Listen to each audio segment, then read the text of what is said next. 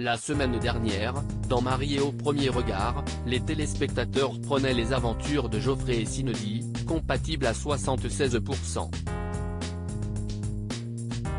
Après leur lune de miel, les candidats ont eu l'occasion de dévoiler leur nid douillet. Ainsi, après avoir passé un week-end à Grasse chez Cindy, c'est Geoffrey qui devait l'accueillir chez lui à Marseille. Malheureusement, tout ne s'est pas passé comme prévu.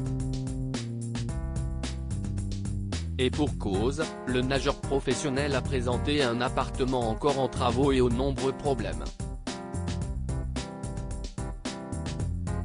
Il a notamment choqué lorsqu'il a été révélé qu'il n'avait pas de toilette fonctionnelle. Résultat, son appartement a été qualifié d'insalubre. Je suis dégoûté de l'accueillir dans cet appartement-là. Ça me casse les bonbons, confia-t-il, gêné. Depuis, sa réputation en a pris un coup. Alors que ce lundi 20 juin, son divorce avec Cindy a été annoncé à l'antenne, Geoffrey a eu l'occasion de s'expliquer. Pour Télévision Magazine, il révèle surtout avoir été poussé à ouvrir les portes de son domicile, contre son gré.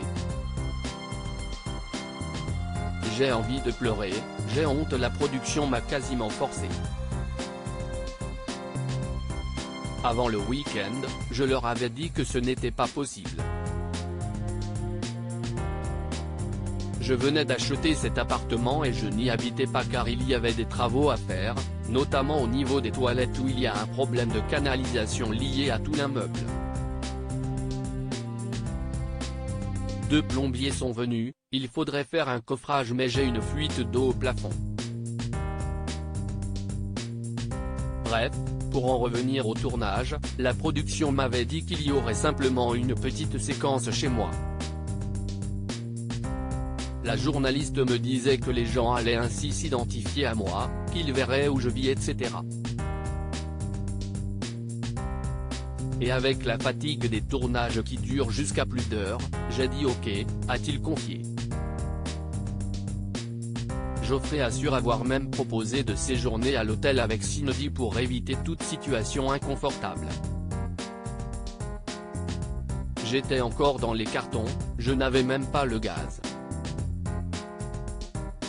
En plus, cette semaine-là, il y avait une grève des éboueurs à Marseille et des travaux se produisaient devant chez moi pour l'installation du tramway.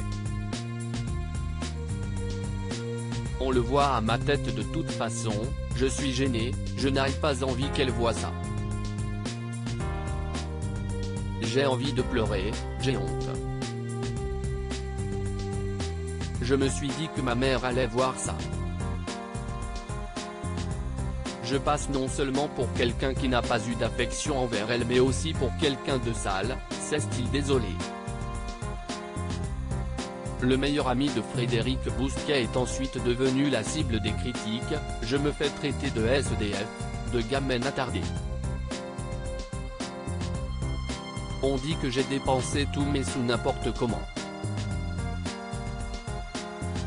On dit même que j'ai pris un faux appartement pour ne pas montrer que j'étais riche.